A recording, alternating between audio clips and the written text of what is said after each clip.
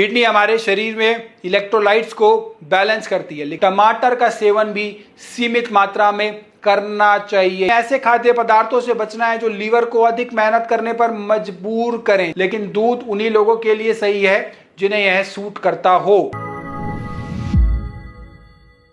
Kidney रोगी को क्या खाना चाहिए? किडनी पेशेंट के लिए क्या डाइट होनी चाहिए? किडनी के मरीज हमारे पास बहुत सी बार आते हैं और जानना चाहते हैं कि खाने में क्या खाएं और क्या अवॉइड करें।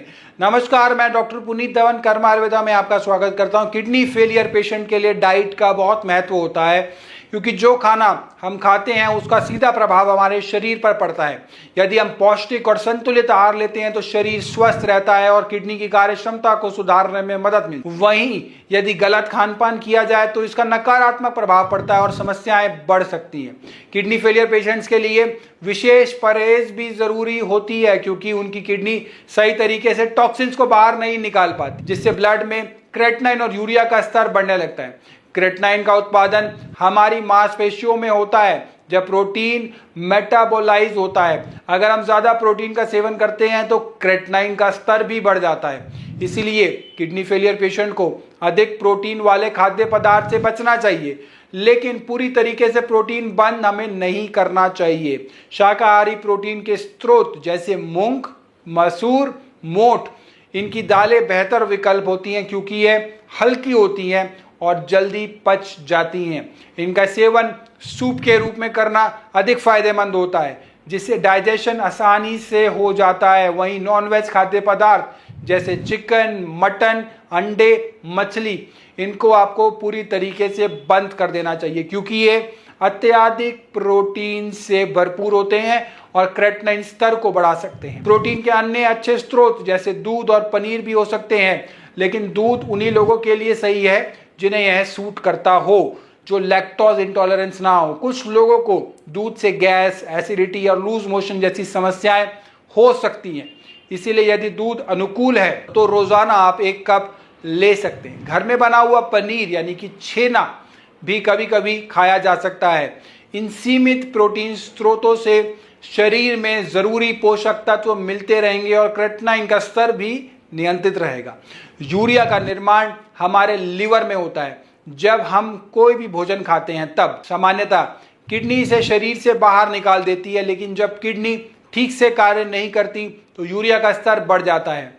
इसीलिए हमें ऐसे खाद्य पदार्थों से बचना है जो लीवर को अधिक मेहनत करने पर मजबूर करें, जैसे तले हुए भारी भोजन, पकौड़े, भटूरे, कचौड़ी, पूड़ी। इनके बजाय हल्का और सुपाच्य आहार जैसे रोटी, चावल, पोहा, उपमा, दलिया, खिचड़ी, ये हमें लेने चाहिए। सब्जियों के चयन में भी सावधानी रखनी जरूरी होती है। किडनी हमारे शरीर में इलेक्ट्रोलाइट्स को बैलेंस करती है, लेकिन जब किडनी सही से कार्य नहीं करती तो पोटेशियम बाहर नहीं निकल पाता। यदि शरीर में पोटेशियम अधिक हो जाए तो यह हृदय की कार्य क्षमता को प्रभावित कर सकता है और यहाँ तक कि हार्ट अटैक भी आ सकते हैं। इसीलिए उच्च पोटेशियम यानी कि बढ़ा हुआ पोटेशियम वाली सब्जियों को डाइट से हटा देना है। जैसे जड़ या रूट्स वाली सब्जियां होती हैं, जैसे कि आलू, अरबी, कचालू, शकरकंद, जिमीकंद आदि को पूरे तरीके से हमें बंद करना चाहिए।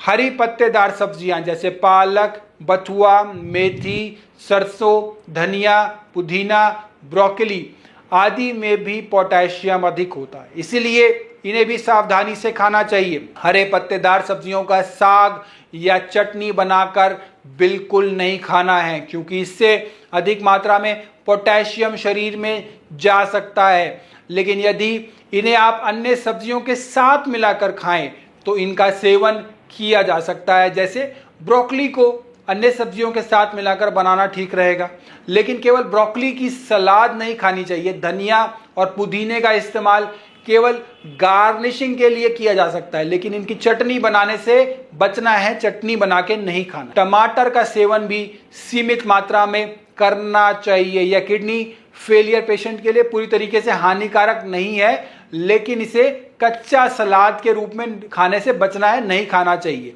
यदि सब्जी में थोड़ा सा टमाटर मिला हो तो वह सुरक्षित होती है, लेकिन टमाटर की चटनी या सूप लेना नुकसानदायक हो सकता है।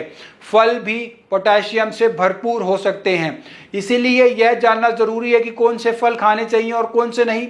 सही खान पान से किडनी फेलियर पेशेंट अपने स्वास्थ्य को बेहतर बना सकते हैं और क्रेटिनिन लेवल और यूरिया लेवल के स्तर को नियंत्रित रख सकते हैं। हमने इस वीडियो में बहुत सी बातें बताई हैं, आप इसे आराम से आगे पीछे कर सुन सकते हैं और उसे नोट भी कर सकते हैं, ताकि आपको खाने पीने के बारे में किडनी मरीज के लिए क्लैरिटी मिले। नमस्कार।